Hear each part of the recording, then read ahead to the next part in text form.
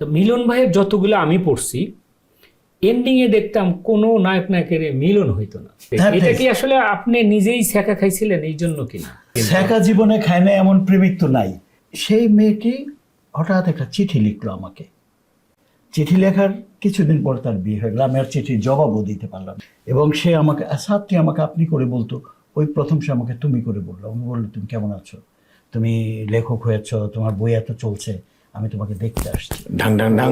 তখন আর বেডের কি অবস্থা ছিল ভাই? তখন সে একজন মন্ত্রীর স্ত্রী। ওরে বাবা! এখানে ভয়ঙ্কর টেনশনের মিউজিক হবে। ঢাং ঢাং।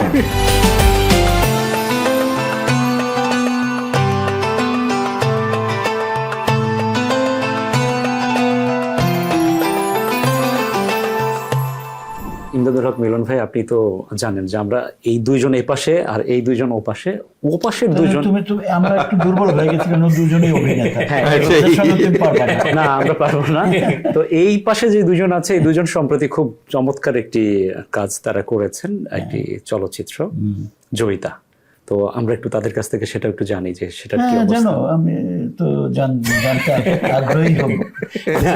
এটা বন্ধ থাক না, আমরা একটু এটা আলোচনায় যাই। তো না, আলোচনা যাওয়ার আগে আমার একটা কথা আছে, সেটা হচ্ছে আমি মিলন ভাইয়ের, এটা আমি আই ফিল প্রাউড, সত্যি কথা একদম বাই হার্ট, যে আমরা যখন 9, 10 বা 8, 7-এ পড়ি তখনই ইমদাদুল হক মিলন একটা বই পাইলে পারে, বই কিনা তো ভেরি ডিফিকাল্ট তখন, 250 টাকা 100 টাকা দিয়ে বই কিনা, ওই একটা কিনলে পুরা গ্রামের মানুষ পড়তো। তো ইমদাদুল হক মিলনের বই আসছে, আমরা পড়বো না।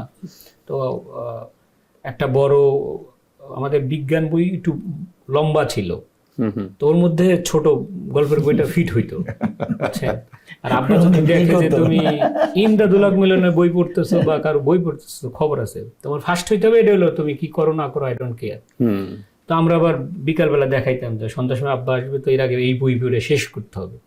তো ইমদাদুল হক মিলন, তারপর হুমায়ুন আহমেদ স্যার, এদের বই পড়তাম আমি। আর বেশি অবশ্য অনেকগুলো লেখকের বই পড়ি নাই, হয়তো বেশিরভাগ পর হয়তো ইমদাদুল হক মিলন আর হুমায়ুন আহমেদ স্যারের। তো মিলন ভাইয়ের যতগুলো আমি পড়ছি এন্ডিং এ দেখতাম কোনো নায়ক নায়কের মিলন হইতো না, আমি যদি ভুল না বলে থাকি। ঠিক আছে, ওই সময় এই অভিযোগটা আমার বিরুদ্ধে ছিল। আমি চিন্তা করতাম এই ভদ্রলোক তো পিছনে একটা ছোট্ট করে ওনার এতটুকু একটা ছবি থাকতো, যে এই ভদ্রলোক যদি কোনোদিন আমি দেখি, যে হয়তো আল্লাহ কোনো কারণে আমার ওটা কবুল করছে, নাহলে আজকে আমি ওনার পাশে বসতে পারতাম না। এটা কিন্তু একদম, আমি কিন্তু অফিসের মিটিং বাদ দিয়ে আসছি, অনেস্টলি বললাম। আমার ব্রুকলিন থেকে একটা টিম আসছে, আমি বলছি না ইমদাদুল হক ভাই আসছে, আমার যেতে হবে। ঠিক আছে, উনি জানে না ইমদাদুল হক মিলন, বিদেশি তো ইমদাদুল হক মিলনকে। What's wrong with ইমদাদুল হক মিলন? হ্যাঁ, ইউ আর লিভিং মি, একজন পাকিস্তানি আছে ওর মধ্যে। ও আচ্ছা, তখন okay, I will pay you Monday, I have to go. তো আমি এর মধ্যে চলে আসছি। আমি থ্যাংক ইউ আপনাদের যে আপনারা অনুষ্ঠানটা একটু দেখছেন। আচ্ছা, আমি এটা একটু ব্যাখ্যা দিয়ে আসবে যে কেন ওই সময় আমি এই ধরনের লেখাগুলো লিখতাম। আমার অনেক বইতে আমার বিরহটা বেশি ছিল, প্রেমের গল্পগুলোতে। আমি একটু অ্যাড করে দিই, এটা কি আসলে আপনি নিজেই ছ্যাঁকা খাইছিলেন এই জন্য কিনা, যে আপনার মিলন হয় নাই? এটা হইতে পারে কিন্তু ছ্যাঁকা জীবনে খায় না এমন প্রেমিক তো নাই। Right right. আপনি খান নাই? আড্ডা জমজমাট খাইছে কিন্তু সবাই, না, আমি স্বীকার করবে খাইছি, না সেটা অনেকে। হচ্ছে অবশ্যই। আমি ইউনিভার্সিটিতে পড়ি, ব্যাঙ্গালোর ইউনিভার্সিটিতে পড়ছি। টিচারে আমি অনেক পছন্দ করতাম, কম্পিউটার সায়েন্সের টিচার, অনেক সুন্দর করে শাড়ি পরতো, প্রতিদিন একটা করে শাড়ি পরতো, আর পায়ে একটা করে ওনার 3টা, যেহেতু ব্যাঙ্গালোর ছিল তামিল, 2-3টা নুপুর পরা, মানে ইয়ে পরা থাকতো, যে নখের মধ্যে বাংলাদেশে, সরি মানে ঠিক আছে, আমরা আঙুলে বুঝতে পেরেছি, আঙ্গুলে পড়তো আংটির মতো। তো ওই টিচার আমি প্রেম প্রস্তাব দিলাম, কি সাহস টাহস নিয়ে, ঠিক আছে, একদম direct, ma'am I need to talk to, English তো ভালো জানি না। তো কিছুদিন পরে দেখি উনি ওনার রুমে ডাকছে, মানে আমাদের প্রতিটা টিচারের একটা করে ছোট ছোট রুম থাকতো, উনি ওনার পার্সোনাল ডাকছে। আমি তো খুব খুশি, আমার যারা বাংলাদেশি বন্ধু ছিল, I got the proposal this and that, she called me. তো গেলাম, যা দেখি একটা মেয়ে এই 5-6-এ পড়ে, তো বললো she is my daughter, okay. Okay ma'am thank you শেষ বলে চলে আসলাম, শেষ। বুঝাই দিল। ওই একটাই হচ্ছে আমার মানে, না এরকম ঘটনা তো সবার জীবনে আছে কম বেশি। আমার ছেলেবেলায় ওয়াইফও মাঝে মাঝে জিজ্ঞেস করে, আকাশ তোমার ম্যাডামের খবর কি? ওই যে পায়ে পায়ে আংটি খবর ওই এখনো জিজ্ঞেস করে। বিভিন্ন বয়সে তো বিভিন্ন ধরনের দুর্বলতা জন্মায়। আমার যেটা হয়েছিল লেখার ক্ষেত্রে যেটা হলো সেটা হচ্ছে আমি দেবদাস উপন্যাসটি দিয়ে খুব খুব আমার মনে হতো যে দেবদাস এত জনপ্রিয় উপন্যাস। আমি ভাবতাম যে কেন জনপ্রিয়, দেবদাস তো বিরহের গল্প, হ্যাঁ, এবং দেবদাস বইটা এত পপুলার হলো, 8 বার সিনেমা হয়েছে, 8 বারই সুপার ডুপার হিট। কিন্তু উপন্যাসটা তো ব্যর্থ প্রেমের উপন্যাস। ব্যর্থ প্রেম মানে মিলনটা হয় না, প্রেমটা একটা ছিল, মিলনটা হয় না। তো এমন হলো এই উপন্যাসটা বেরোবার পরে দেবদাস ছেলের নাম কেউ দেবদাসই রাখতো না, বলছে আরে এ তো শেষ হয়ে যাবে। এই একটা নাম কি প্রভাব তুমি দেখো, দেবদাস খুব কম লোকের নাম রাখা হতো। দেবদাস আর মির্জাফর, হ্যাঁ, না ওটা তো অন্য অর্থে।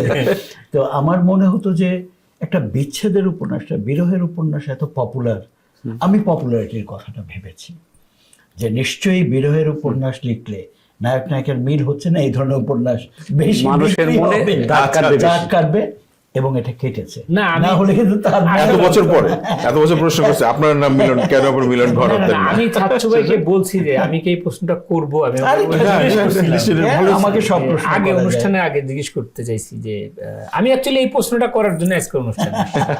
আচ্ছা তাহলে Meeting রেখে। আমার আস্তে আস্তে মনে হয় মানে দরকার মনে হয় আস্তে আস্তে কমে যাচ্ছে। না না, আড্ডা জমে উঠলে তাই হয়তো, তো তাই হয়। যে মানে সঞ্চালনা করবে তার তো ইয়ে হয়ে যায় না, সে তো খুঁজে পায় না, সেই সঞ্চালক সে ভুলে যায়, আড্ডায় জমে যায়। আড্ডা জমে। আড্ডা তো নানান দিকে চলে গেছে। নানান দিকে চলে গেছে। আচ্ছা হ্যাঁ, ভাইয়ের অবজেক্টিভ ছিল যে ওনার পপুলারিটিটা এবং he is very successful in his own platform, অনেক লিখছে, তা এই- 250 উপরে বই লিখছে। আকাশ ভাই, এই মুহূর্তে আপনি কিন্তু ভাই প্রশ্ন করতে আপনি বলে দিয়েছেন আপনার পেছনের গল্পটা, সেই ব্যাঙ্গালোরের গল্পটা। হ্যাঁ বলে দিছি, কারণ কিন্তু এটা তো লেখক কি তার hide and কোনো seek গল্প আমাদেরকে বলবে কিনা? ভাই তো- ব্যর্থতার গল্প জানতে চাও? ব্যর্থতার গল্প। ব্যর্থতার গল্পটা হয়েছে কি, আমি ধরো এটা 1971 সালের কথা, আমার আব্বা মারা গেলেন, আমি বোধহয় ছাত্রর সঙ্গে একটা আড্ডাতে এই কথাটা বলেছি। তো আমি তখন দুজন ছাত্রীকে পড়াতাম, আমি পড়ি ক্লাস 10-এ, ওরা পড়ে ক্লাস 9-এ। My God. তো মোটামুটি একটু পড়াশোনা ভালো জানতাম বলে ওরা আমাকে অ্যাকসেপ্ট করেছিল। তো ওই দুটো মেয়ের মধ্যে একটা খুব চঞ্চল আর একটা একটু ধীর গম্ভীর। ওই ধীর গম্ভীর মেয়েটা আমাকে খুব পছন্দ করতো, এটা আমি বুঝে গেলাম। হ্যাঁ, বুঝে গেলাম, কিন্তু কোনোভাবেই সে আর বলে না তার কথা। আর আমাদের সময় তো ফোন বা সরাসরি বলা, বা তুমি হাতটা এইভাবে রেখেছো একটা জায়গায়, হ্যাঁ, ধরো তুমি একটা রেলিংয়ে হেলান দিয়েছো, সিঁড়িটা এখান দিয়ে নামছে, ও হাতটা এখানে রেখেছে, সে চাইছে যে আমি তার হাতটা ধরি, আমার সাহসী হয় নাই। সাহসী। হ্যাঁ, হ্যাঁ। তো সেই মেয়েটি হঠাৎ একটা চিঠি লিখলো আমাকে।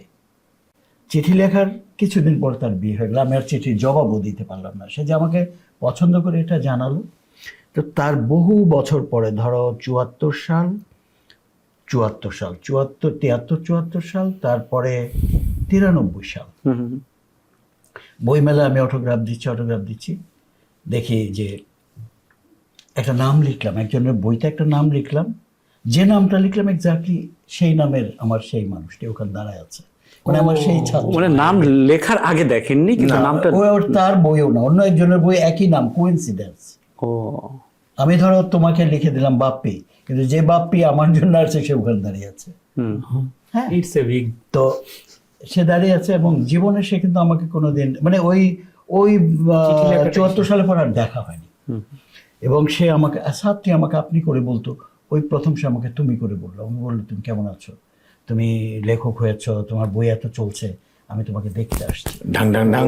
তখন হার্টবিটের কি অবস্থা ছিল ভাই। তখন সে একজন মন্ত্রীর স্ত্রী।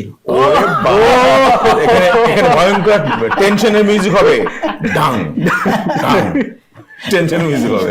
আর হার্টবিটটার একটু মিউজিক লাগবে না? হার্টবিটও লাগবে। হার্ট নিশ্চয়ই এবং তুমি করে বলছে আপনি। সে ওদিন তুমি করে বললো, এবং তারপরে আরেকদিন তার সঙ্গে আমার দেখা হলো একটা জায়গায়।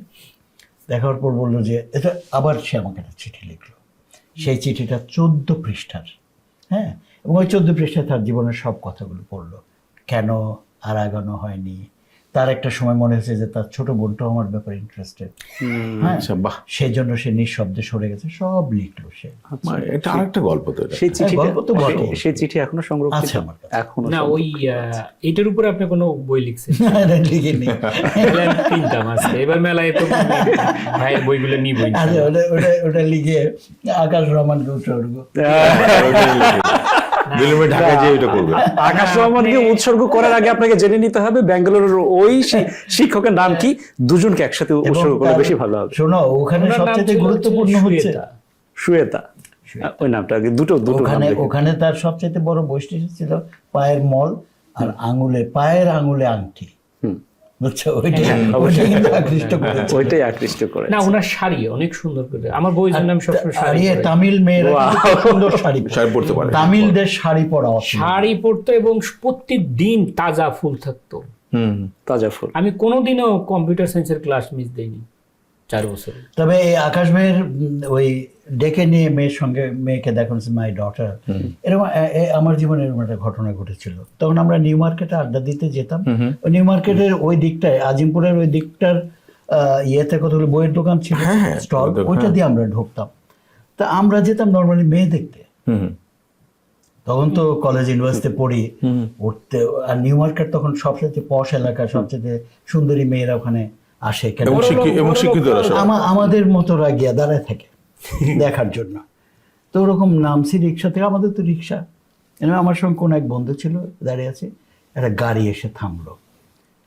ভদ্রলোক নেমে গেলেন, নিজে ড্যাগ করে আসছে, মানে অপূর্ব এক মহিলা কি মেয়ে বসে আছে, মানে তাকে থাকবে।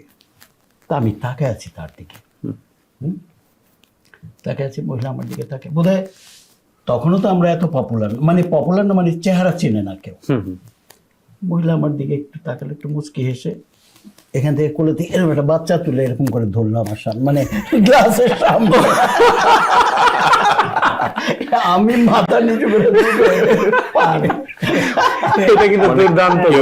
এইরকম করে আমি দেখি কেউ রুমে ডেকে দেখায়, আর কেউ মানে আপনি দেখেন যে কতখানি আপনারা ইয়ে ছিল আপনাদের তাকানোতে বা আগ্রহ, তীক্ষ্ণতা ছিল, সেই জায়গাটা দেখে নিয়ে মানুষকে কত, মানে আপনাদের কাঙালপনা ছিল তাকানোর মধ্যে।